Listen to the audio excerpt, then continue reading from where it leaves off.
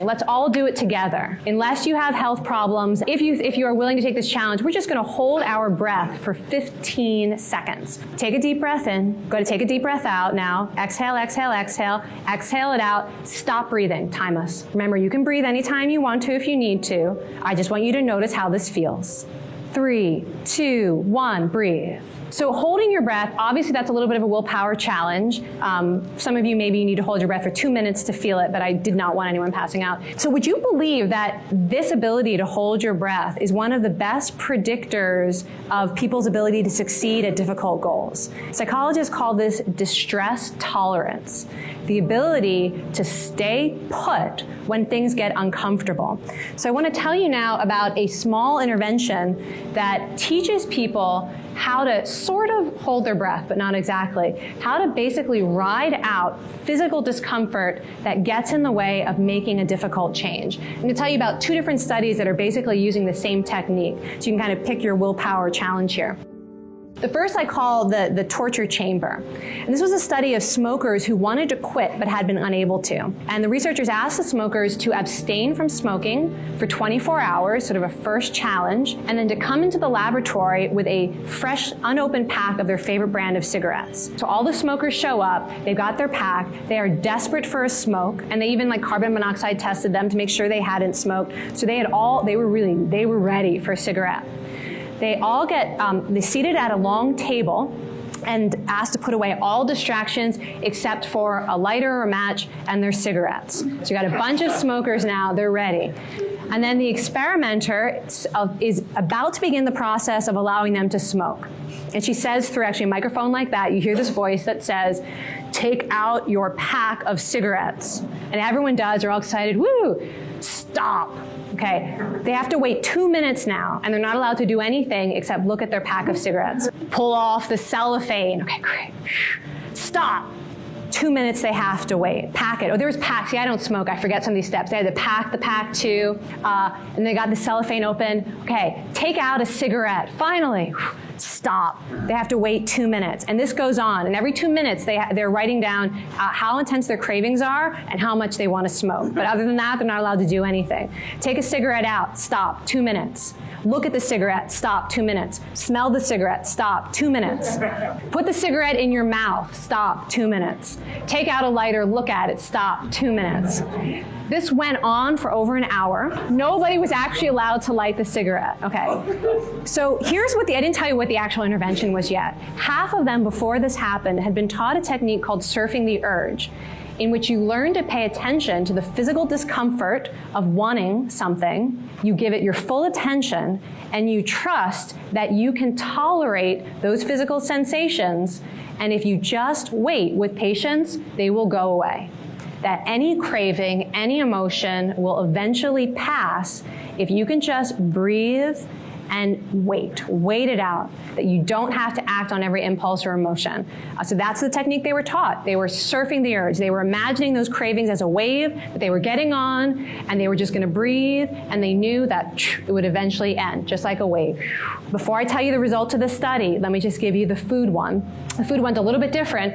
They took people who had problems with self-control around food, especially sweets, gave them a clear container of Hershey's Kisses, transparent container, and they had to carry that box of Hershey's Kisses around with them for 48 hours, and were not allowed to eat a single one, and they were all carefully marked, little pin scratch, so that the researchers would know if they ate them and restocked it, which would not be cool. And they were taught the same technique about how to handle cravings, how to surf the urge, allow yourself to feel the craving, and yet remember you don't need to act on it, and the craving will go away eventually.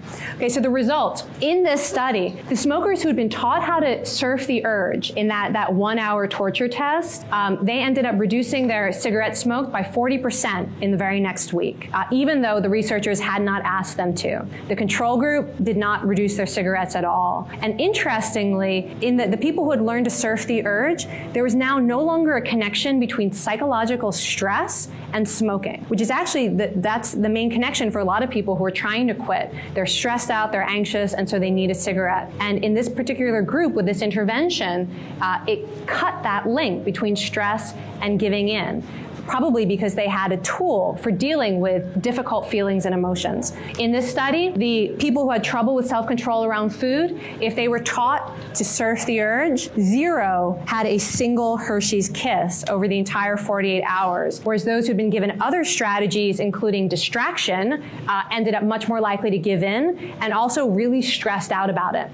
So these are just 2 different examples of how surfing the urge can give us a lot of willpower for the things where we need willpower. You know, a lot of times I hear people talk about how important it is to build good habits, but the reality is sometimes you need strength to do something difficult, and there's no habit in the world that's going to make you not want a cigarette when you see it, or want a donut when you see it, or make you want to avoid something because you're anxious. There's a real impulse and a real feeling that you need to deal with, and this power of acceptance seems to be the best strategy for dealing with these difficult emotions, these difficult thoughts, and these difficult cravings. And any attempt to kind of push them away or get rid of them backfires, but being able to ride them out and imagine them as passing experiences that you don't need to act on has been shown to help a lot of different willpower challenges, including the kind of anxiety that leads us to not do things we know we should do, intrusive thoughts. You know, that's a real willpower challenge. Sometimes our mind goes places we don't want it to go, to memories or to things we're imagining or to negative thoughts about ourselves and others. And research shows you can apply the same technique to a negative thought without having to act on it. It's been shown to improve weight loss.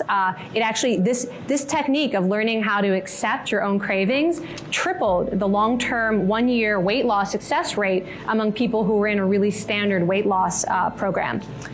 If you want to apply this technique to any willpower challenge yourself, here's what that small intervention would look like for yourself. Here's what people were taught in both of those studies. And the first is this mindfulness, to allow yourself to feel what you're feeling or think what you're thinking, and to actually attend to the experience rather than immediately try to escape it. So if you're hungry, actually notice, like, what does hunger feel like in my body?